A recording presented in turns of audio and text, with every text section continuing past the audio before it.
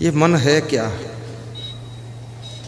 ज़्यादातर लोग मन को गालियां देते हैं और कितने लोगों ने मन को पागल भी कहा है कि मन बहुत पागल है। कुछ लोग कहते हैं मन बड़ा चंचल है, कुछ लोग कहते हैं मन को बस में करना तो असंभव है, और कितने लोग कहते हैं मन की तो बात ही मत करो। मन में नाना प्रकार के विचार उठ रहे हैं। कभी मन होता है घर छोड़कर भाग जाऊं, कभी मन होता है नया घर बसाऊं, कभी मन होता है पिताजी को भी मारूं, दिमाग ठिकाने कर दूं, और कभी मन होता है पिताजी के पैर छू करके माफ़ी मांग लूं। कभी मन होता है माँ को धन्यवाद दे दूं, और कभी मन ऐसा हो जाता है कि माँ को जितनी गालियाँ दूं थोड़ी ही, इतनी दुष्ट है माँ, इसकी ऐसी तैसी कर दूं। कभी मन होता है अरे माँ तो माँ है, माँ का स्थान कौन पा सकता है, अपनी माँ के चरणों में शीश रख दूंगा। जैसा तुम्हारा मन सवेरे है वैसा दोपहर में नहीं रह जाता है, जैसा मन दोपहर में है वैसा शाम को नहीं रह जाता है, और शाम को जैसा मन है वैसा रात में नहीं रह जाता है। आधी रात को जैसा मन है ऐसा सवेरे नहीं रह जाता है। क्षण क्षण परिवर्तन होता रहता है। कभी तुम्हारा मन सोचता है सबको मैं खूब प्रेम करूंगा, अब किसी से गुस्सा नहीं करूंगा।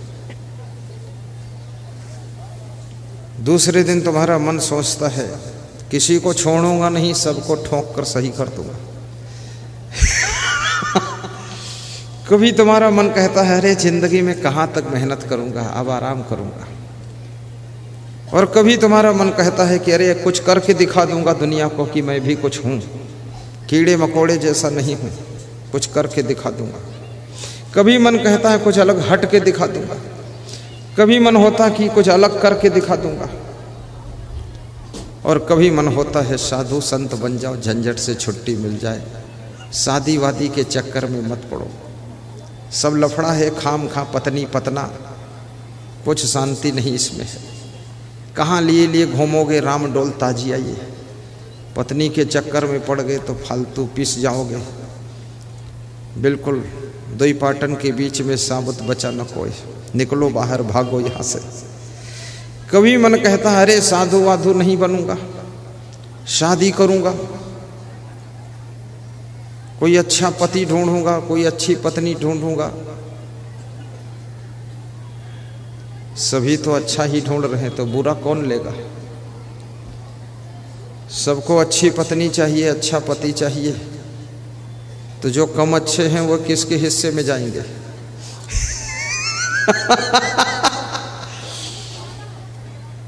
और सबके अच्छे की दृष्टि भी अलग अलग है। कौन अच्छा है, जिसको तुम अच्छा नहीं समझते वो भी किसी के लिए अच्छा है।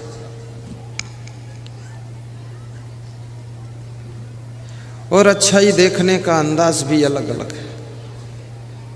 कभी तुम देखते हो शरीर अच्छा है वही अच्छा है, कभी देखते हो इसका चेहरा अच्छा वही अच्छा है, कभी तुम देखते हो अरे नहीं इसके बाल अच्छे हैं यही अच्छा है, कभी तुम देखते हो अरे ये कपड़े अच्छे पहनता है यही अच्छा है, कभी तुम ये कुछ भी नहीं देखते, तुम देखते हो कि ये बहुत अच्छा काम करते हैं यही अच्छा है।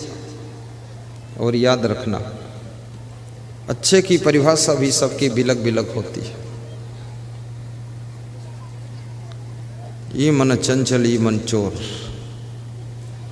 कभी घर छोड़ करके तुम साधु बन जाते हो, फिर साधु महाराज को छोड़ करके फिर घर बसाते हो, और फिर 2 4 10 साल ठोकरें खाकर फिर परिवार छोड़कर फिर साधु जैसे कपड़े लपेट कर घूमते हो। न घर के रहे न घाट के, धोबी की कुत्ता हाटों हाट के। कभी मन होता है एक पत्नी में क्या है, 2 लाऊं तो ठीक है, एक घर संभालेगी दूसरी हमको संभालेगी। कभी सोचते हो कि राजा दशरथ ने 3 पत्नियां लाकर कमाल करके दिखा दिया, बिना मौत मर कर दिखा दिया, तड़फ तड़फ कर दिखा दिया, तो मैं भी 3 लाऊंगा, दशरथ की तरह मरूंगा। मुझे भी कई मिलना चाहिए, पटक पटक कर मारे तब खुशी होगी।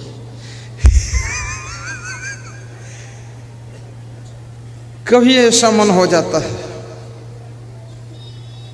कि बच्चों के चक्कर में नहीं पड़ूंगा, ये सब बच्चों का भी लफड़ा है खाम खाम। और कभी मन में होता है राजा सगर के 60,000 पुत्र थे तो कम से कम हमारे 60 तो होना ही चाहिए।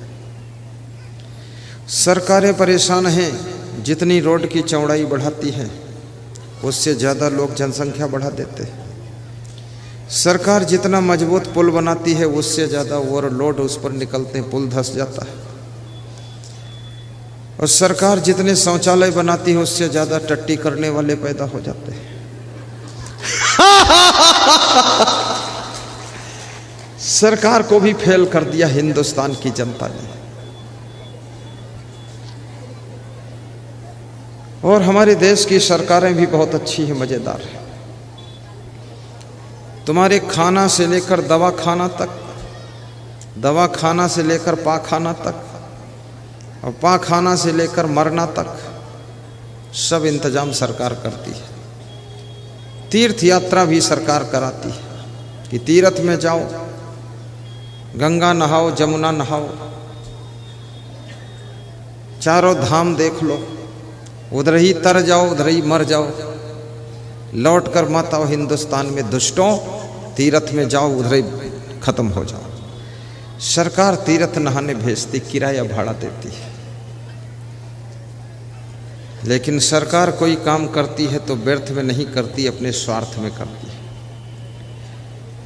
सरकार राशन का प्रबंध भी करती है, खाने पीने का प्रबंध करती है, स्कूलों में खाने पीने का प्रबंध। और जिस देश की सरकार खाने पीने का प्रबंध करने लग जाए उस देश के लोग आलसी, निकम्मे और निठल्ले हो जाते हैं, उस देश के लोग कोढ़िया हो जाते हैं, उस देश के लोग अपनी प्रतिभा का कभी चमत्कार कर ही नहीं पाते। तुम सोचते हो सरकार हमको मदद कर रही है, सरकार तुमको कोढ़ी बना रही है। कोढ़ी बनकर पड़े रहो, भिखमंगा बन जाओ। और धिक्कार है उस मनुष्य को, चिड़िया भी कोटे का राशन नहीं लेती है, वो भी दिन भर ताना चुन करके पेट भर लेती है। पशु पक्षी भी अपना पेट पालन कर लेते हैं, लेकिन इतना बुद्धिमान इंसान होते हुए, इतना कर्मयोगी इंसान होते हुए, इतना सेटिंग मैनेजमेंट अरेंजमेंट करने वाला इंसान, इतना वेल क्वालिफाइड एजुकेटेड इंसान, और वो आदमी 10 किलो चावल के लिए लाइन में लगा हुआ है और सरकार के सामने हाथ फैला रहा है कि थोड़ा गेहूं दे दो।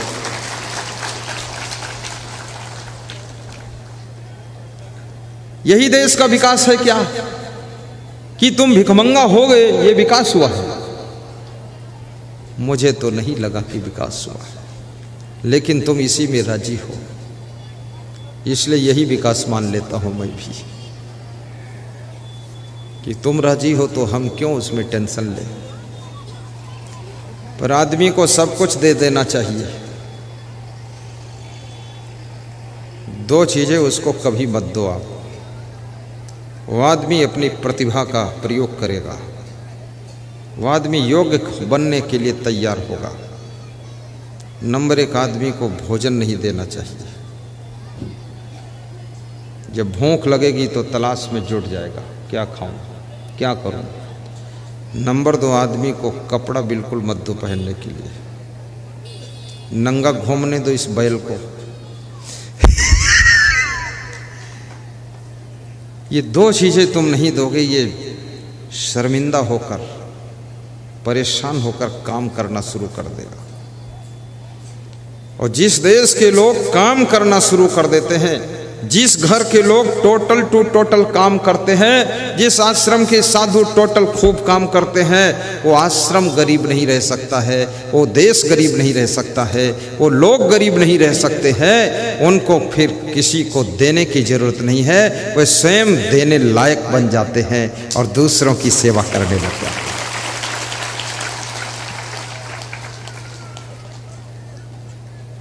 आज तुम्हारी चेतना जागृत हो रही है कि इस तरह तो कोई समझाया ही नहीं था।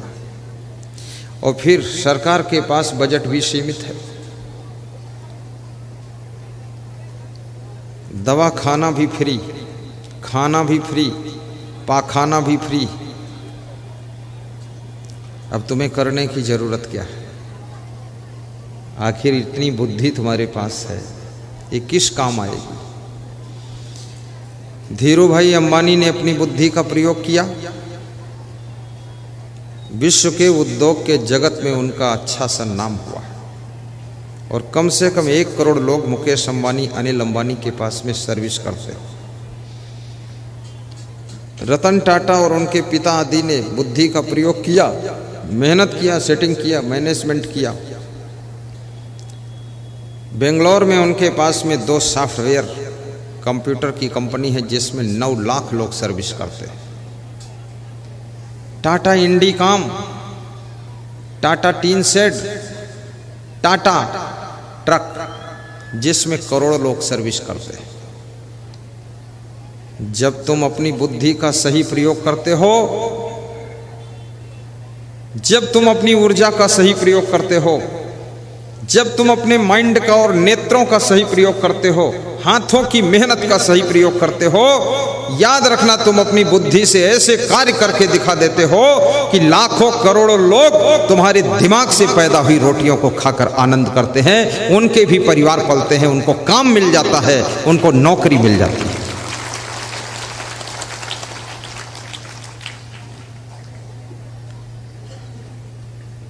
जब सरकार का पैसा इन चीजों में खर्च हो जाएगा तो सड़कें कैसे बनेगी? सड़कों में गड्ढे शुरू हो जाएंगे, सड़कों की चौड़ाइयां कैसे बढ़ेगी?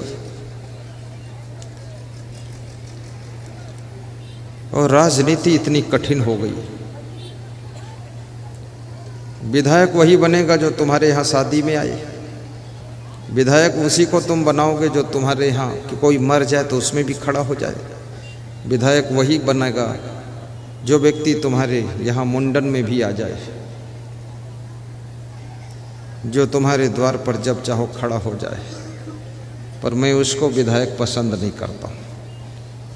तुम मेरे यहाँ शादी में मत आओ, मुंडन में मत आओ, तिलक में मत आओ, फलदान में मत आओ। हमारे पिताजी मर गए उसमें मत आओ। क्या तुम मेरे पिता को जिंदा कर दोगे? मैं विधायक उसको देखना चाहता हूँ सड़कों को 4 लेन से 8 लेन बना दे, उसको विधायक देखना चाहता हूँ। 24 घंटे बिजली बंद नहीं होनी चाहिए, उसको नेता के रूप में देखना चाहता हूँ। और सभी शहरों में ओवर ब्रिज बनना चाहिए, जाम नहीं लगनी चाहिए, उसको विधायक देखना चाहता हूँ। हमारे यहाँ विवाह में खड़ा हो जाए उसकी ज़रूरत नहीं है। 20-50 आदमी और उसके साथ आएंगे, 2000 का रसगुल्ला खाकर चले जाएंगे, उससे क्या लेना देना मुझको।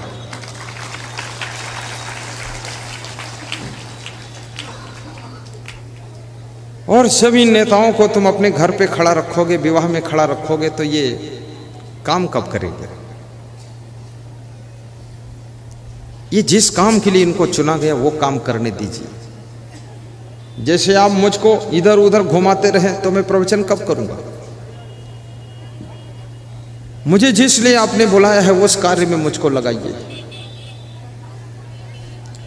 कितने लोग मेरे निवास पर मिलने आते हैं, मिलना भी चाहिए, गुरु का दर्शन करना चाहिए, लेकिन कम समय लगाना चाहिए। कितनी महिलाएं वो पैर पकड़ लेती हैं, उसको पहले आंख में लगाती, फिर नाक में लगाती, फिर मस्तक में लगाती है, और 5 मिनट बाद दोबारा आती, फिर लगाती है। तो मैंने कहा जब दाल पक गई है और फिर उसको चूल्हे पर चढ़ाओगे तो जल जाएगी। अब एक बार आशीर्वाद ले लिया, फिर तुम डबल ले रही हो, तो डबल चूल्हे पर दाल चढ़ेगी, जल जाएगी। डबल आशीर्वाद लोगे तो आशीर्वाद हो तुम दोनों भस्म हो जाओगे। मत लो, निकलो उधर, गुरु जी का टाइम बर्बाद करते हैं। गुरुदेव की कृपा दृष्टि काफी है, और गुरुदेव आपको देते क्या है? कृपा दृष्टि के माध्यम से तुमको दिव्य दृष्टि दे देते, विवेक की दृष्टि दे देते। और जिसको विवेक प्राप्त हो गया अब उसका मन कहीं भटकता नहीं, उसकी इंद्रियां बस में हो जाती है। उसका जीवन मंगलकारी हो जाता है। मैं निवेदन करूंगा, गुरुदेव के कभी फुर्सत में चरण छूने का अवसर मिले तो चरण छू लेना, अन्यथा हाथ जोड़ करके साहिब बंदगी बोल देना। और गुरुदेव की सेवा के लिए कुछ समर्पित करने की इच्छा हो, सामने लाल कपड़ा बिछता है तो उस पर समर्पित कर देना। उनके ऊपर मत डालना, उनके ऊपर फूल भी मत डालो। ये तो पत्थर की मूर्ति के ऊपर फूल और पानी और चावल और दूध सब डाल दिया जाता है।